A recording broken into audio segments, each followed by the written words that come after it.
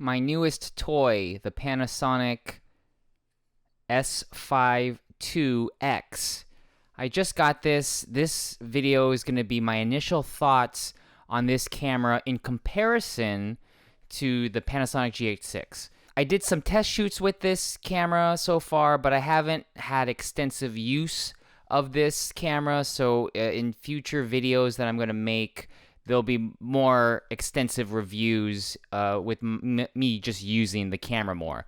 But I used it just a little bit, and my first initial thoughts on the S5 IIX in comparison to the GH6.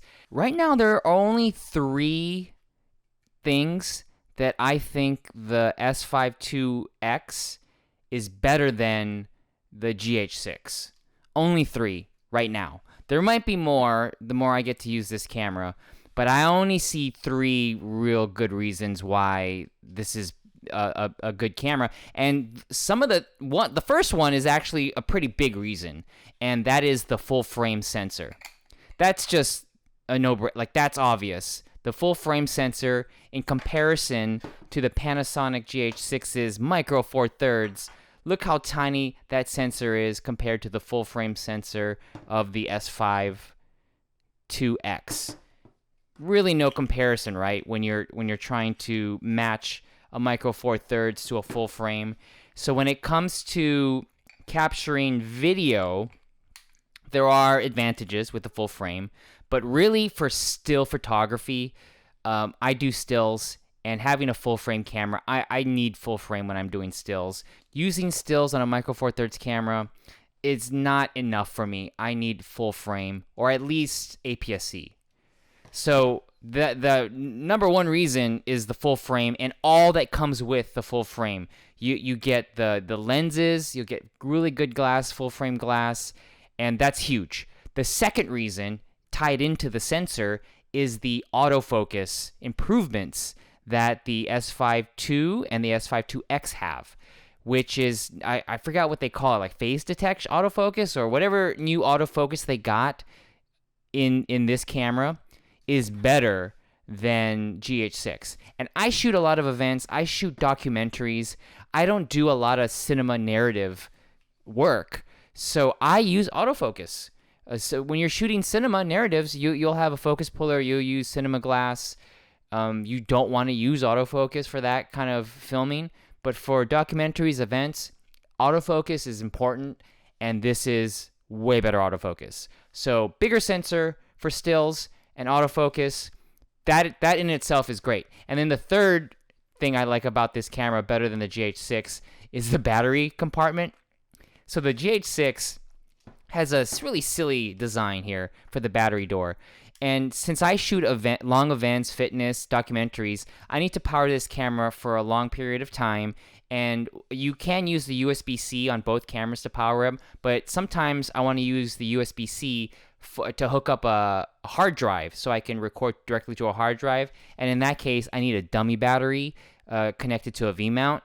And the way you do that is you got to string the dummy battery's cable through this little hole that goes right in the center of it.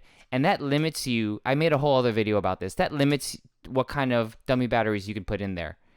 Now, all other cameras, with the exception of the GH6, has what the S5 has. A regular battery door where the cable just slips on the side like that. It just goes on the edge. That's a big difference. That's less hassle, and you have more options for dummy batteries. They use the same batteries too. The battery on the S5 IIX is the same battery on the GH6. It's also the same battery on the GH5 Mark II if you have that. So the battery door, I bet no one talks about the battery door as being an advantage. So I just see those three advantages compared to the GH6. Other than that, the GH6 so far has been, I think, a better video camera for me. So let's just do some size comparisons of the body. I don't know if this is a testament to the GH6 or maybe this is a negative for the GH6, but if you look at the differences in size, the GH6, a micro four thirds camera, is bigger than a full frame camera. of the same brand. And if you want the smallest footprint, you would think the GH5, the GH6 Micro Four Thirds is a better way to go. But the full frame, Panasonic full frame, they slim down. So if you want compact, that's another advantage for the full frame Panasonic. You can even look at the lenses, where you would think that the Micro Four lenses would be smaller, but if you want the best Micro Four Third lenses, you got to get something like the 10 to 25. Look at how big this lens is in comparison to, I'll just get here's the kit lens, the 20 to 60, full frame.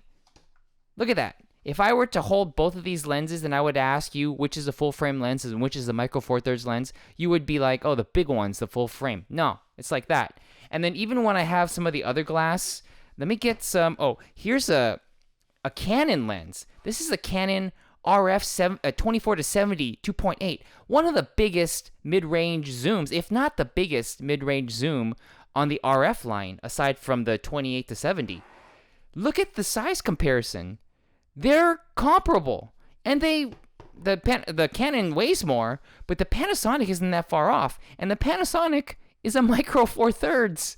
Why is it this big? It should not be this large. So the whole argument that the Micro Four Thirds advantages is because they're smaller, not necessarily the case.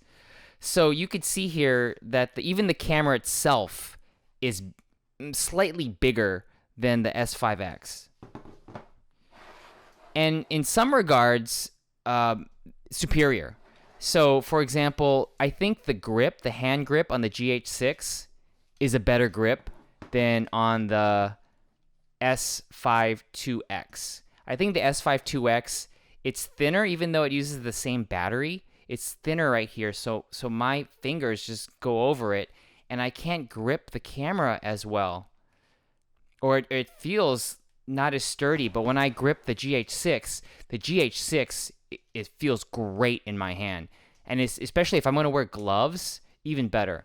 The other thing is with the LCD, on the S5 IIX, it's just a standard flip out, regular like that.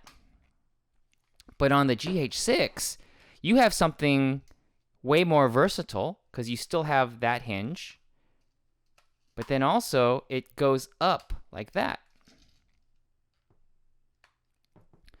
I think there's another full-frame Panasonic camera that has this design, but I think this is a superior design. It does extend out the body more, as you can see. So the S5 IIX is thinner, but being able to have this LCD design, I think it's better. The vents here, the fans, are on the side of the GH6, and I think that's another reason why it makes it thicker.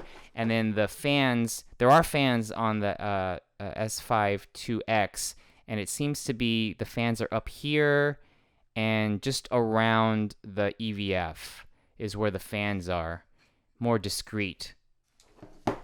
But I like the chunkiness of this design. I also like, in the back, the button placements. To me, I'm just used to it now because I've owned the GH6. I've used it on many shoots at this point, and it's easy to access. Where here, I'm still trying to figure out where things are, and the buttons aren't as tactile, and they don't feel as pro as the GH6 does. Also, if you look on the top here, on the GH6, you have a locking dial that won't turn on accident. You can lock that in there. Lock. But the S5 IIX has no lock. It's just it's free for all. There's also the dial. This front dial is more of a traditional DSLR dial on the front. But on the S5 IIX, you have the dials on the trigger here. And then because it's a thinner grip, I tend to accidentally move this button. I think this is like the exposure compensation dial. I accidentally move that. Same thing on the GH6, but because it's bigger, I tend not to do that as much. And then the other thing about this design on the bottom, so the battery door, that's GH6, they messed up on that. But if you look at the tripod, see how there's another hole there for the tripod where the quarter 20 is? And that's because these tripod plates, the video tripod plates, this is, I think, a Manfrotto one. There's I don't know what they call this pin here, but there's this pin that I believe is for an anti-twisting on camcorders. They have that.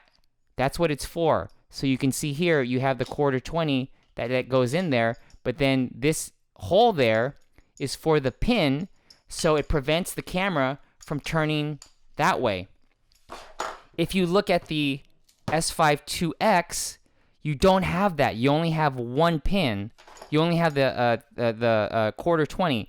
So you got to put it like there. You don't have that extra anti-twist ability. So if you look at the bottom of each camera,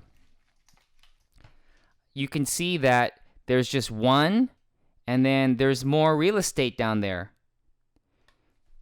So that's why I think the GH6 is just a better body design, with the exception of this battery door. I'm kind of surprised as far as the body goes. It is cool that everything's black, but yeah, I don't know. Oh, and the one last thing that I don't like about the S5 IIX is that to release the lenses, it's this button. Here's the lens release. And you would think, okay, pretty big button right there, but the lens release button is right by the grip, which makes it difficult to swap lenses when you're holding the camera like that. If you look at the GH6 and pretty much every other camera that I've owned, the lens release is on the opposite side of the grip. So here is where you release the lenses. And I'll show you how this could be kind of too tight. So let me take this off, and I'll put on a lens. There, put on the lens. Now, to take the lens off, I have to squeeze my finger right there to press the release button to release the lens. And that's like, yeah, no big deal, right? And you're right, it's no big deal.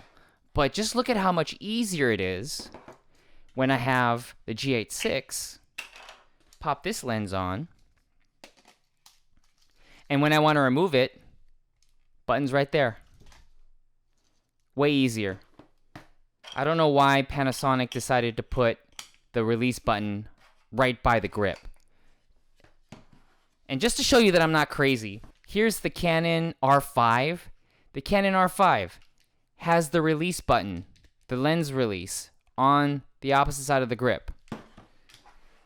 The R7, EOS R7, opposite side of the grip.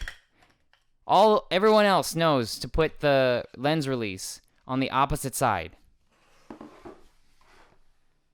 But Panasonic wants to put it right there. They think that's the easier way to do it. Maybe for some people it is.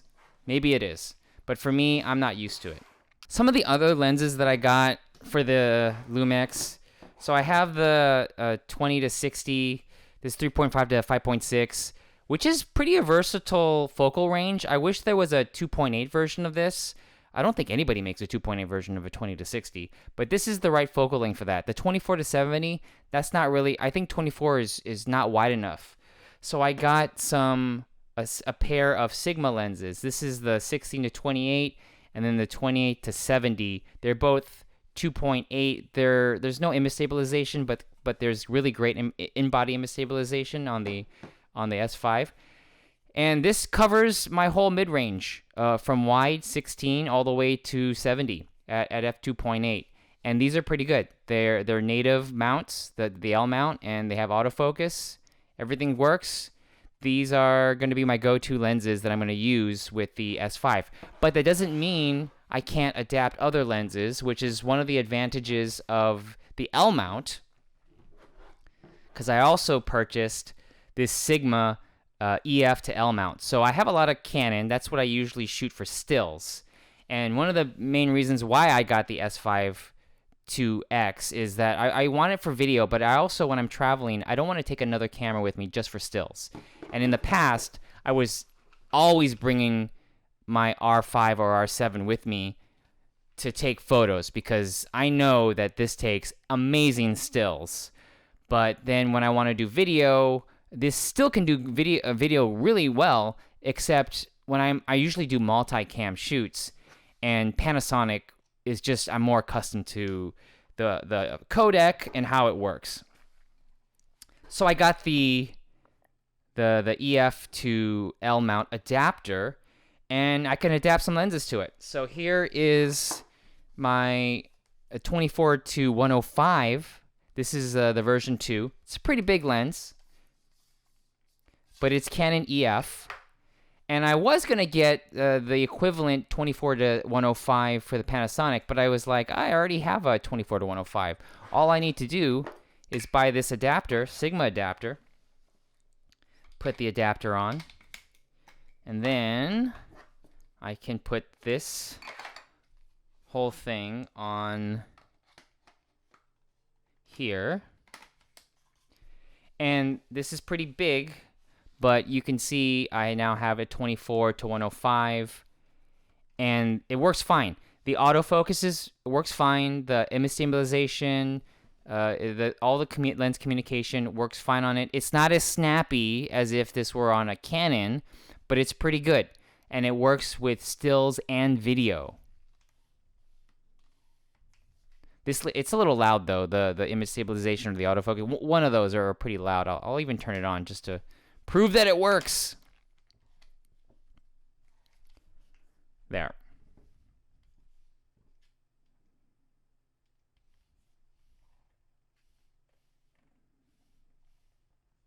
Yep, see, works. Works fine. Now this is great for video. So when I'm doing video and I want to take one lens, I might just take this. It's pretty big, but I know it'll cover everything. But let me take this one off because when I'm taking stills, I want a magical look.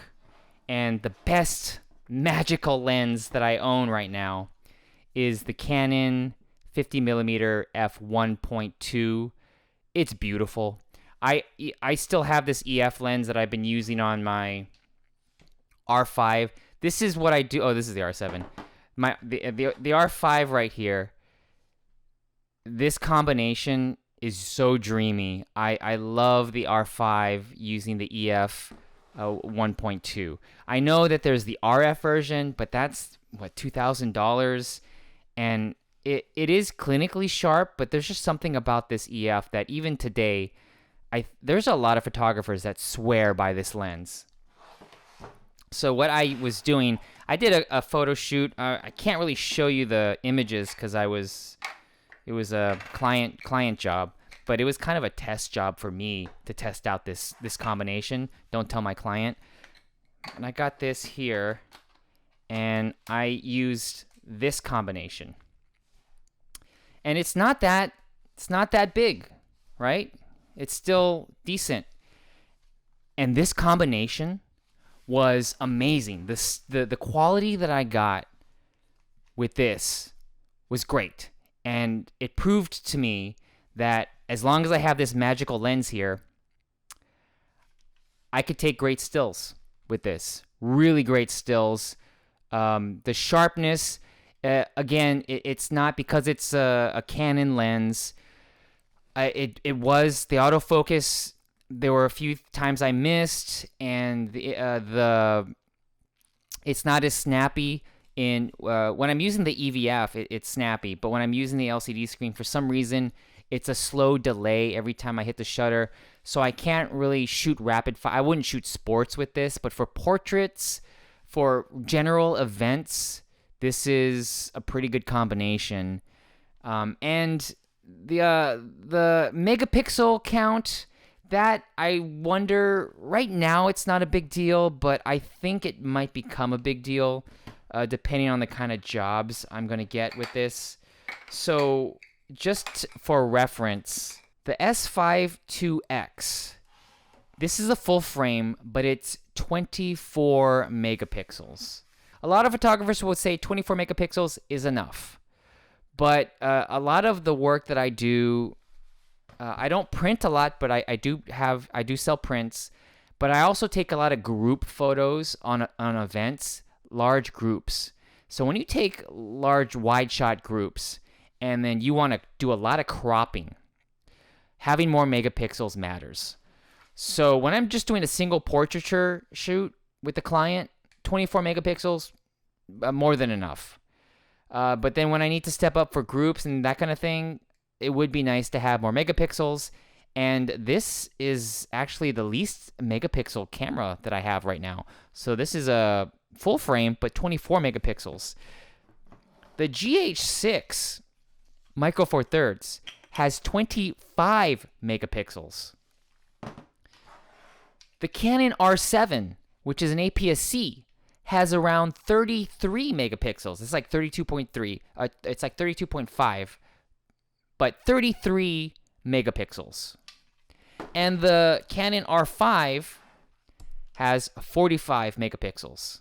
So to go down the line here of the cameras that I own, the Lumix S5 IIX has the least amount of megapixels, and for some people, megapixels don't matter for that line of work. But like I was saying, if I'm taking group shots, if I'm doing printing, if I'm doing shots where just as an example, I did a whole fitness photo shoot where the client wanted different crops. So they wanted a wide shot for their banner ads, but then they wanted really close-up one-by-ones for their social, and you just have to shoot big, a lot of megapixels to do all those croppings.